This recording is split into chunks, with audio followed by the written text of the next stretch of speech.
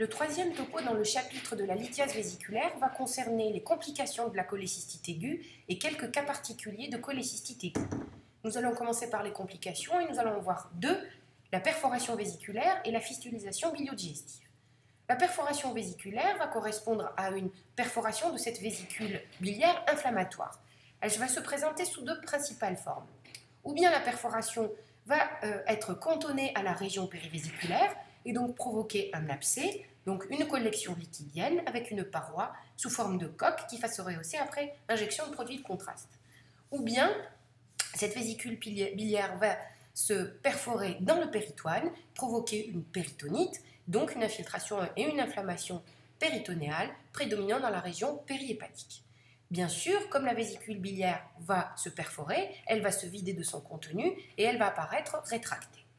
Nous allons commencer par voir un cas d'abcès périvésiculaire. Voici ici donc une vésicule biliaire inflammatoire avec inflammation de la graisse périvésiculaire et un énorme abcès intrahépatique. Le segment 4 du foie correspond aussi à une région périvésiculaire. Donc ceci est un abcès intrahépatique périvésiculaire secondaire à une cholécystite aiguë. La péritonite biliaire maintenant, voici une image de scanner abdominopelvien injecté au temps portal sur lequel on voit une vésicule biliaire très rétractée avec une paroi épaissie, inflammatoire qui prend le contraste. Voici une reconstruction sagittale sur laquelle on voit toujours cette image de vésicule biliaire qui apparaît rétractée. Quand on regarde attentivement, on voit une solution de continuité au sein de cette vésicule biliaire qui correspond à une perforation.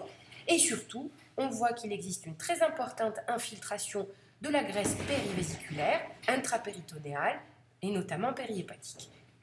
Ici l'infiltration, tout ceci correspond donc à une péritonite biliaire. On va voir maintenant la fistulisation biliodigestive. Donc, une vésicule biliaire inflammatoire va avoir la propriété ou la capacité de se fistuliser à une portion du tube digestif. Cette portion du tube digestif peut être le duodénum ou le côlon. Donc, qu'est-ce qui va se passer? La vésicule biliaire va se vider de son contenu au sein de ce segment de tube digestif. Donc, elle va apparaître rétractile. Elle va déverser ses calculs au sein de ce tube digestif et donc provoquer une occlusion organique par ces calculs, surtout s'ils sont de taille importante.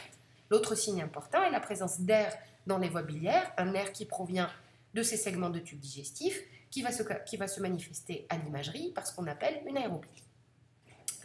Voici un scanner abdominopelvien au temps portal sur lequel on voit une vésicule biliaire très rétractée, inflammatoire, épaissie, avec présence d'air dans la région vésiculaire, mais aussi dans la voie biliaire principale.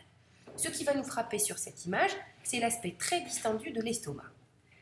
En reconstruction coronale, on retrouve tous ces signes, donc de l'air dans la voie biliaire principale, de l'air dans les voies biliaires intrahépatiques, ce qui correspond à l'aérobilie. Je ne vous l'ai pas montré ici, mais ça correspond à ces deux images aériques, mais aussi la distension de l'estomac.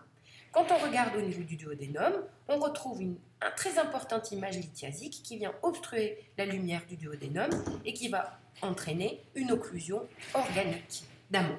Ceci s'appelle le syndrome de Bouvray et il correspond à une fistulisation de la vésicule biliaire dans le duodénum.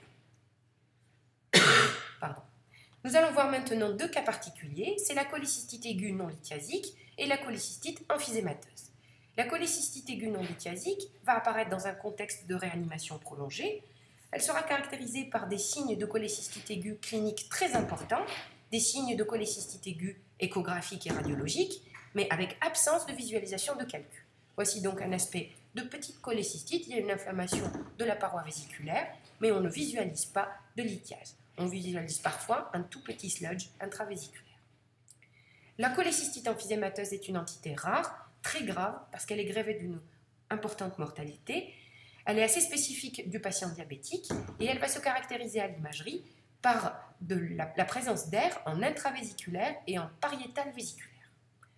Voici une échographie d'une cholécystite aiguë emphysémateuse. Nous voyons ici qu'il existe une infiltration et un épaississement de la paroi vésiculaire, mais également de multiples images hyperéchogènes qui se prolongent en postérieur et qu'on appelle des images en queue de comète. Ceci correspond donc à de l'air intrapariétal vésiculaire. Au scanner, la vésicule biliaire est très distendue, avec infiltration de la graisse périvésiculaire, mais surtout, nous voyons qu'il existe d'importantes bulles d'air intravésiculaires, mais surtout dans la paroi de la vésicule biliaire. Pour sensibiliser cet examen abdominopelvien injecté au temps portal, pour mieux voir l'air, nous allons regarder cette même image en fenêtre parenchymateuse pulmonaire. Et là, nous allons mieux voir l'air qui silhouette complètement la paroi de la vésicule biliaire. C'est donc fini des complications de la cholécystite aiguë. Prochain chapitre, angiocolite. Merci.